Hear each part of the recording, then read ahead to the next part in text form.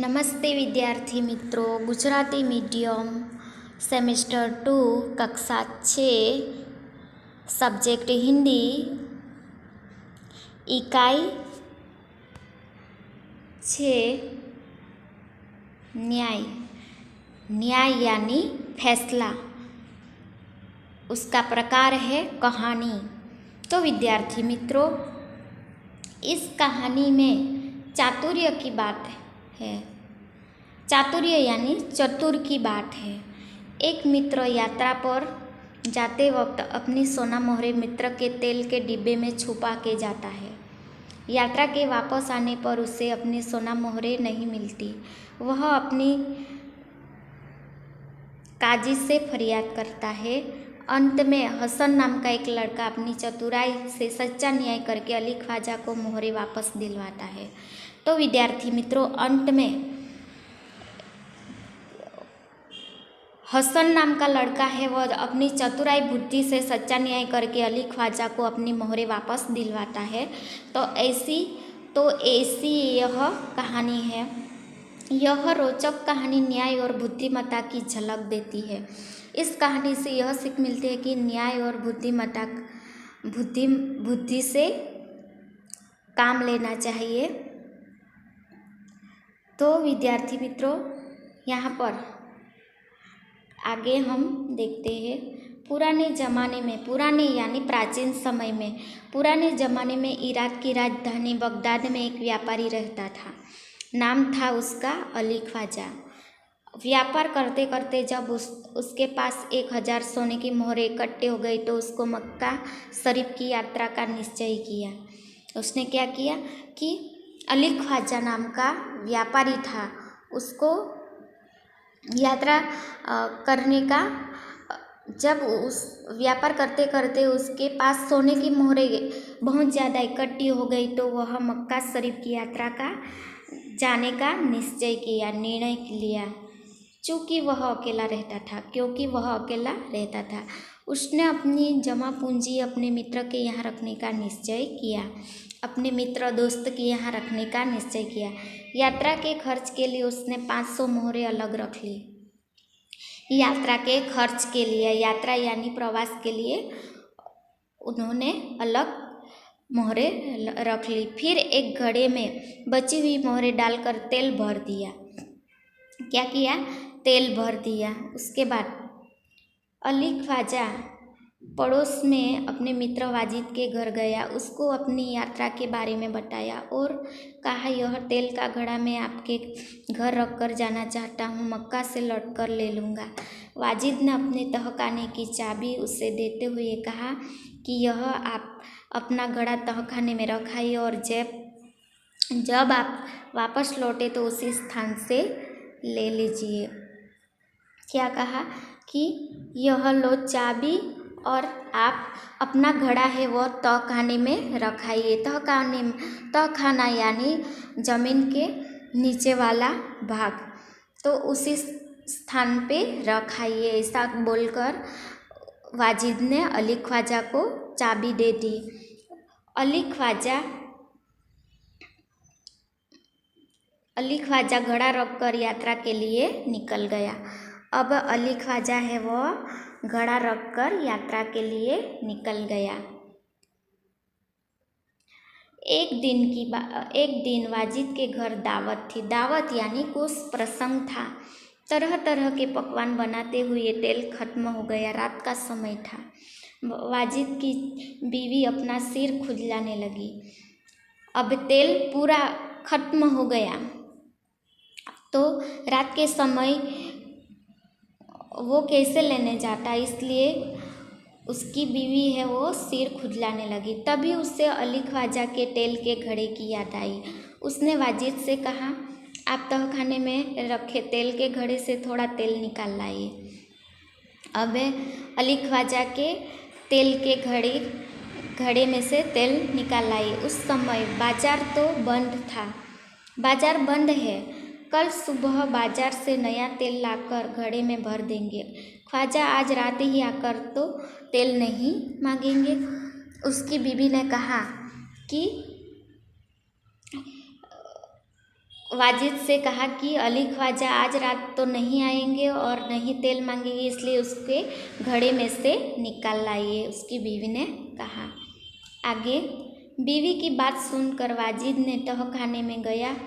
वाजिद है वो तहखाने में गया। जब घड़े की सील खोलकर तेल निकालने लगा तब घड़े में सिक्कों की आवाज़ आई। उसे लगा कि घड़े में तेल के नीचे कुछ है। अब वाजिद है वो तेल निकालने गया तो उसे लगा कि घड़े में सिक्कों की आवाज़ आई, इसलिए उसे लगा कि घड़े के तेल में नीचे कुछ है, इसलिए उसने दूसरे बर्तन में सारा तेल निकाल लिया। क्या किया? वाजिद ने दूसरे बर्तन में सारा तेल निकाल लिया। उसने देखा कि घड़े में तो 500 सोने की मोहरें थी और तेल निकाल लिया और उसने देखा कि उसमें तो 500 सोने की मोहरें थी, सोने के सिक्के थे। उसने उन मोहरों को अपनी तिजोरी में छिपा कर रख दिया और तेल लाकर बीवी को दे दिया। अगले दिन उसने बाजार से नया तेल लेकर घड़े में भर दिया। जो 500 सोने की मोहरें थी वह निकाल ली और अगले दिन बाजार से नया तेल लाकर घड़े में भर दिया। उसे वैसे ही सील बंद कर दिया जैसे कि ख्वाजा अली ने किया था। वैसे ही सील बंद कर दिया तेल भरकर जैसे ख्वाजा अली ने किया था। उसके बाद कुछ दिनों के बाद ख्वाजा मक्का की यात्रा से वापस आया। घर में अपना सामान रखकर सीधा वह वाजिद के घर गया और अपनी यात्रा की सारी बातें बताई। फिर तेल का घड़ा लेकर वह घर आ गया। जब उसने घड़े के तेल निकाल कर देखा तो उसके पैरों तले जमीन ही खिसक गई। पैरों तले जमीन ही खिसक गई। वह सिर पकड़कर बैठ गया क्योंकि घड़े में एक भी सोने की मोहरें नहीं थी। वह सोचने लगा अब क्या किया जाए। वह उल्टे पांव वाजिद के घर गया और अपनी मोहरें मांगने लगा। वाजिद ने कहा कि सील बंद तेल का घड़ा आपको उसी स्थान से मिला जहां वह आप रख गए थे। मैंने तो उसे हाथ भी नहीं लगाया। मैं कैसे मान लूँ कि उसमें सोने की मोहरें थी। उसका मित्र दोस्त था, फिर भी उसने नहीं माना और कहने लगा कि मैं कैसे मान लूँ कि उसमें सोने की मोहरें थी। दोनों मित्रों में कहासुनी होने लगी। दोनों का झगड़ा सुनकर आसपास के लोग इकट्ठे हो गए। दोनों के बीच झगड़ा हो गया और उसके झगड़े को सुनकर आसपास के लोग इकट्ठे हो गए, जमा हो गए। उन्होंने जब झगड़े को बढ़ते हुए देखा तो ख्वाजा से कहा कि आप काजी की अदालत में जाइए, वही आपके झगड़े को मिटा सकता है। अब क्या कहा? उसके झगड़े को सुनकर आप काजी की अदालत में जाइए, वही आपके झगड़े को मिटा सकता है। उसके बाद आगे ख्वाजा ने काजी की अदालत में अपनी बात रखी, परंतु पक्के सबूतों के अभाव में उसे वहाँ से निराश लौटना पड़ा। जब उसने बगदाद की खलीफ के यहाँ अपील की और न्याय मांगा, खलीफा ने उसकी अपील स्वीकार कर ली। खलीफा ने सारे मामले पर विचार करने के लिए कुछ समय चाहा। 1 सप्ताह बाद का समय सुनवाई के लिए दिया गया। ख्वाजा और वाजिद का किस्सा अब प्रख्यात हो गया था। अब अली ख्वाजा अदालत में अपनी बात रखी, परंतु पक्के सबूतों के अभाव में वहाँ उसको निराश लौटना पड़ा। तब उसने बगदाद के खलीफा के यहाँ अपील की, वहाँ न्याय मांगा। खलीफा ने उसकी अपील स्वीकार कर ली, उसकी बात को स्वीकार कर लिया। खलीफा ने सारे मामले पर विचार कर लिया। विचार करने के लिए कुछ समय चाहा। 1 सप्ताह बाद समय सुनवाई लिए दिया गया। ख्वाजा और वाजिद का किस्सा प्रख्यात हो गया था। ख्वाजा और वाजिद का जो किस्सा बना था वो प्रख्यात हो गया था। खलीफा एक दिन अपना वेश बदलकर शहर में घूम रहे थे। खलीफा है वह अपना पहरवेश बदलकर शहर में घूम रहे थे। तभी उन्होंने कुछ लड़कों को न्यायालय का खेल खेलते हुए देखा। वह छिपकर उनको देखने लगे। उन्हें लगा कि जो लड़का न्यायाधीश बना है बड़ा समझदार है, वह जिस तरह न्याय कर रहा है बिल्कुल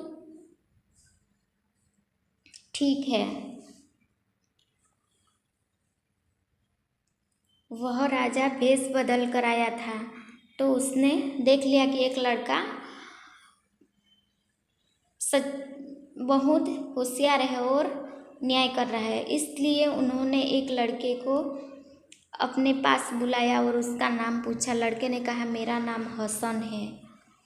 क्या है उसका नाम? हसन। खलीफा ने कहा मैंने तुम्हारा खेल देखा, तुम बहुत समझदार हो, कल हमारे दरबार में आना। अब हसन को उसको दरबार में खलीफा उसको दरबार में बुलाते हैं। अगले दिन खलीफा के दरबार में अली ख्वाजा वाजिद और हसन उपस्थित हुए। अगले दिन खलीफा के दरबार में अली ख्वाजा वाजिद और हसन तीनों उपस्थित हुए, यानी मौजूद हुए गए।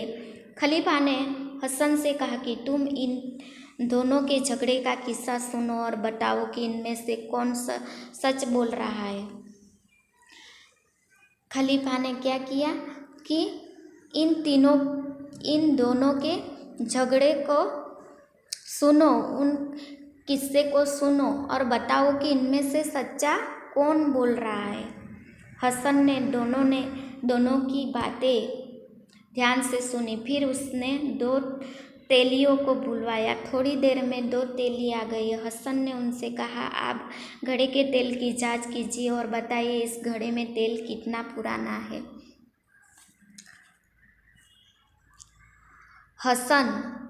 हसन ने दोनों की बात ध्यान से सुनी और 2 तेलियों को बुलवाया और उसने कहा कि इस घड़े के तेल की जांच कीजिए। तेल को जांच करवाया और बताइए कि इस घड़े में तेल कितना पुराना है। दोनों तेलियों ने बारी बारी से तेल को देखा, सूंघा और चखा, फिर अपना निर्णय दिया। निर्णय यानी फैसला। घड़े का तेल 2 महीनों पुराना लगता है, इससे ज़्यादा नहीं, वे बोले। अब तेल को जांच करवाया। हसन ने तेल को जांच करवाया तो तेलियों के पास जांच करवाया तो यह तेल 2 महीने का है। उसके बाद तेलियों की बात सुनकर वाजिद तो घबरा गया। अली ख्वाजा खुश होकर बोल पड़ा, हुजूर मैं तो 6 महीने पहले मक्का की यात्रा करने गया था, तभी मैंने तेल खरीदा था। तेलियों और अली ख्वाजा की बात सुनकर सबको वास्तविकता का ज्ञान हो गया। खलीफा को न्याय के लिए सबूत मिल गया। खलीफा ने हसन को धन्यवाद दिया और वाजिद से कहा कि आपने अली ख्वाजा के घड़े से तेल और मोहरें निकाली है, आप उन्हें वापस कीजिए और चोरी और विश्वासघात के अपराध की सज़ा भुगतिए। खलीफा ने हसन को बहुत सारा पुरस्कार दिया। अब क्या हुआ कि जो तेल जांच किया वो 2 महीने का पुराना था, इसलिए सबकी तेलियों की बात सुनकर वाजिद भी घबरा गया।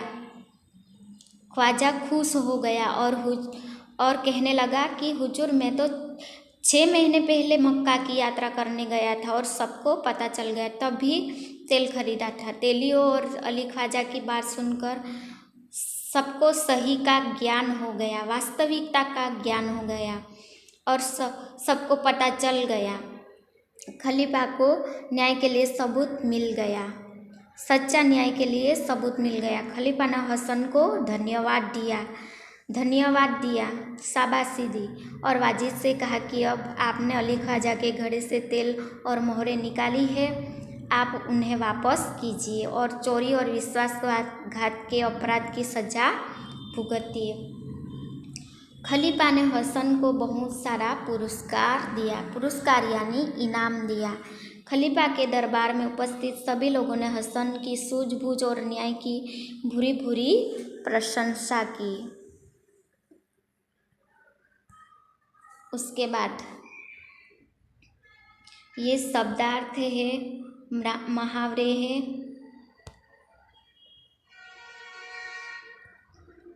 और इसको आपको समझना है ठीक से।